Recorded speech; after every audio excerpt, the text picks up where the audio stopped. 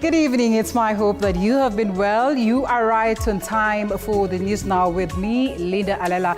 Thank you for always keeping it TV47. Let's go straight to the news of the day.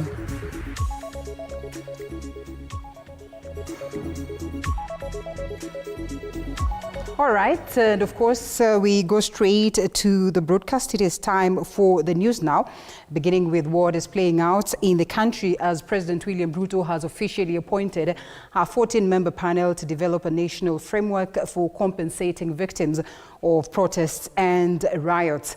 Well, the team is chaired by his senior advisor on constitutional affairs, that is Professor Makau Mutua, as well as, of course, prominent figures such as former Solicitor General Kennedy Ogeto, Amnesty International Kenya Executive Director Irungu Houghton, as well as legal scholar Duncan Ojwang and Law Society of Kenya President Faith Odhiambo now, who will serve as a vice chairperson. Now, the panel has been granted a 120-day mandate to verify, categorize, as well as recommend compensation for victims, both civilians and security officers injured, that is, on or killed during demonstrations held since 2017. It also has the powers to access records, summon witnesses, as well as propose preparations or prosecutions. And according to a Gazette notice issued by the head of state and the head of public service, Felix Kosgei, the panel will be funded under the Public Finance Management Act with strict provisions for transparent accounting as well as anonymized progress reporting. Now, the panel's secretariat will be housed at the Kenyatta International Convention Center, KICC. Yes, we'll be giving you more details of that very story on our subsequent programs. Now, we get to the next story where presidential aspirant and former Chief Justice David Maraga is calling on the Ethics and Anti-Corruption Commission, EACC, to launch a probe into alleged fraud at the Social Health Authority, SHA. Now, this follows claims that millions of shillings were disbursed to ghost health facilities, that is under the Social Health Insurance Fund SHIF scheme. And now Maraga is demanding a full transparency on how much Kenyans have contributed through SHIF and how much Parliament has allocated to SHA and how much the authority has disbursed to health facilities so far.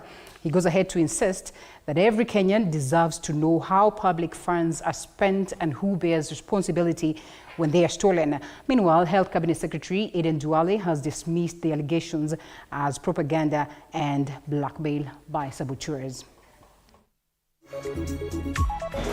The Cabinet Secretary for Health had indicated to Kenyans that the ghost facilities were closed in May, yet there is evidence that they continued to receive public funds in June, July, and August. SHA, with its digitized system, must expose the fraudsters, and its board and management must themselves be held liable. This is not negotiable. If you cannot show where Kenyans are losing money, then you are a part of that problem. In the circumstances, we call upon EACC to carry out investigations and prosecute all those involved. Now, Manyata Member of Parliament Mukunji and his two co-accused will now know their fate on September the 5th in a case where they are accused of planning terrorist acts, that is during the Gen Z protests that were held on July the 7th. The trio were arrested alongside 36 protesters and, of course, is being investigated under the Prevention of Terrorism Act. Authorities allege that they were found with materials linked to violent activities, including payment records to individuals suspected of arson, as well as attacks on police officers. All three are currently out on 300,000 cash bail each. All in all, what we are saying is that we need specifics. We need the IO to tell us where he has reached, and we need the IO to tell us what is this that is holding them back. Because when we came before you for the application, they were very specific. They wanted 14 days. We came back, we were gracious enough, we gave them 30 more days. We need to know what is this that is prolonging this investigation. The DPP has to act upon information forwarded by the National Police Service to its office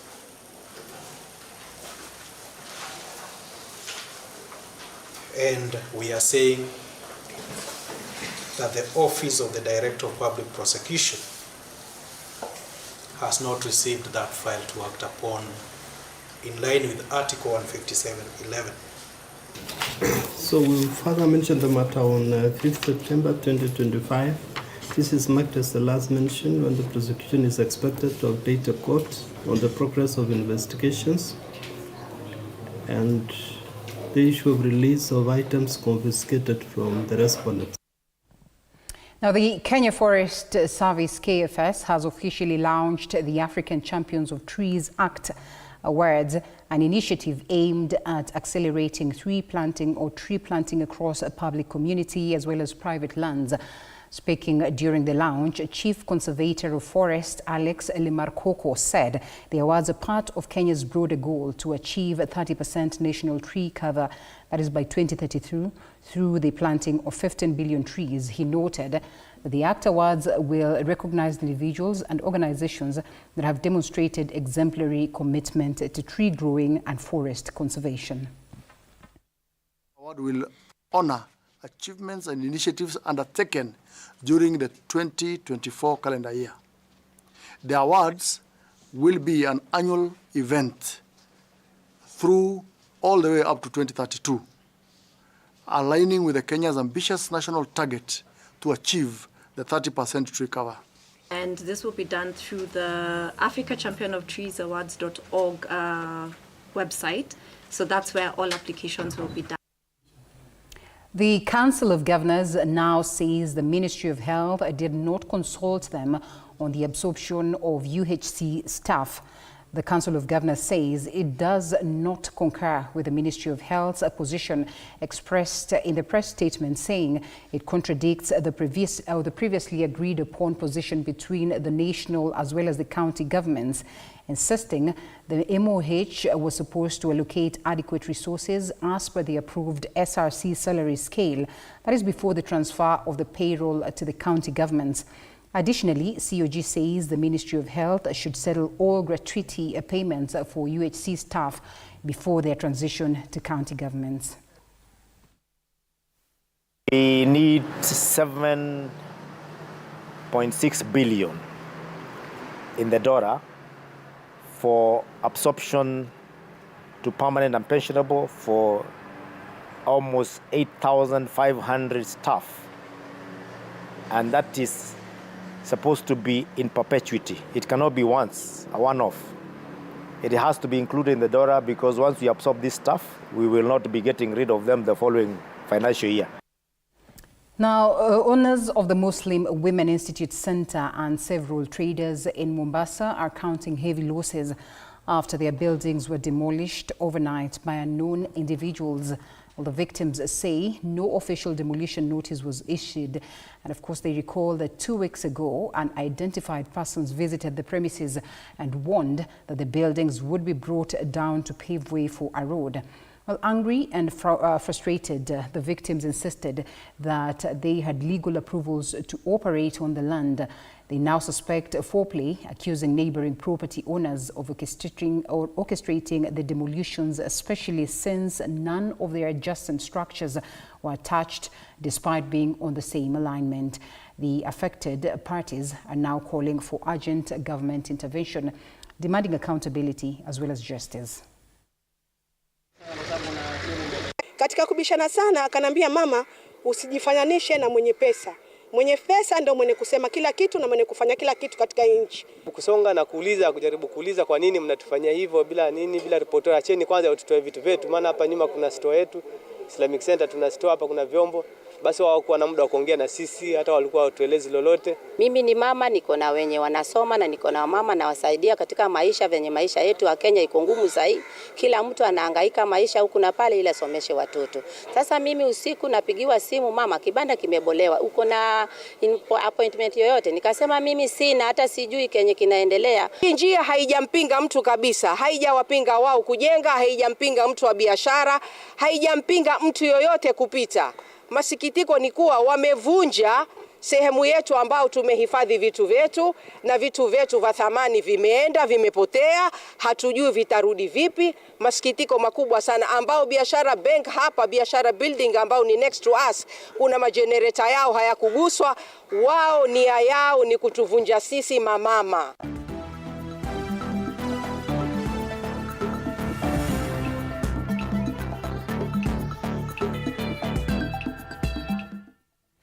We now get sporty, where Madagascar and Sudan are set for a high-stakes showdown in Dar es Salaam, the place in the African Nations Championship, that is CHAN, Pamoja 2024 final on the line.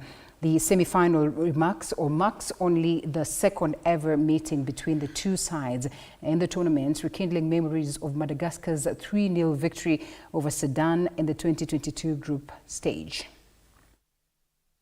Which team am I playing with? What kind of players do I have?